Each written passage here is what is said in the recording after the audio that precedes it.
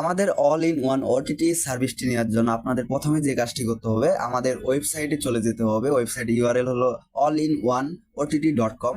এই অ্যাড্রেসটি আপনারা যে কোনো ব্রাউজারে আপনি টাইপ করলে তারপর আমাদের ওয়েবসাইটে চলে আসবেন। আসার পর সিম্পলি আপনাদের যে কাজটি করতে হবে, আমাদের অ্যাপ্লিকেশনটি যে রয়েছে সেটা ডাউনলোড করে নিতে হবে। তারপর আপনার যে কাজটি করতে হবে, আপনার যে কোনো একটি প্যাকেজ বাই করে নিতে হবে। তো কিভাবে কি করবেন আমি ইন ডিটেল এই ভিডিওতে দেখিয়ে দিচ্ছি। প্রথমে যে কাজটি করবেন, অ্যাপটি ডাউনলোড করে নেবেন। এখানে ক্লিক করে ডাউনলোডে নিয়ে তো ইনস্টল হওয়ার পর দেখছেন উপরে ওপেনের অপশন আছে, এখান থেকে আমি ইনস্টল করে নেবো। আমি ইনস্টল প্রসেসটা দেখিয়ে দিচ্ছি। ইনস্টলে ক্লিক দিলাম, দেওয়ার পর যদি এরকম অপশন আসে তাহলে এখানে দেখতে পারবেন যে মোর ডিটেল, এখানে ক্লিক দিবেন।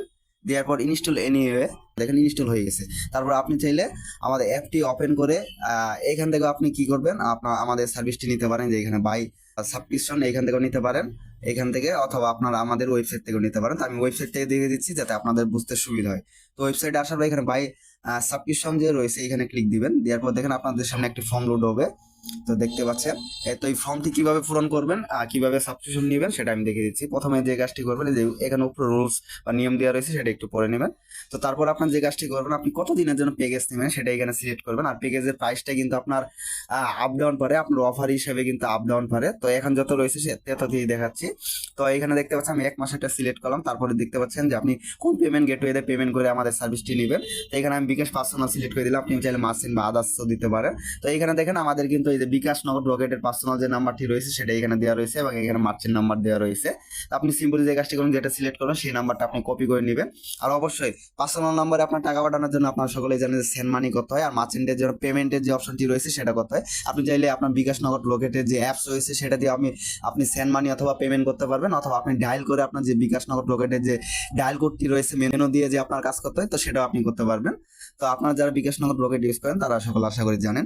তো আপনি আমি এক্সাম্পল হিসেবে বিকাশটা সিলেক্ট করে দিয়েছি। দেওয়ার পর আমি আপনার সিম্পলি এটা কপি করে নিলাম।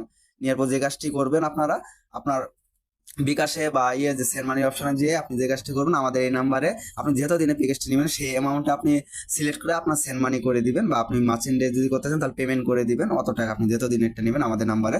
তারপর আপনি যে কাজটি করবেন, এখানে আপনি যে নাম্বার থেকে আপনি পেমেন্ট করেছেন সেই নাম্বারটি আপনি এখানে দিয়ে দিবেন, এই যে এখানে দিয়ে দিবেন।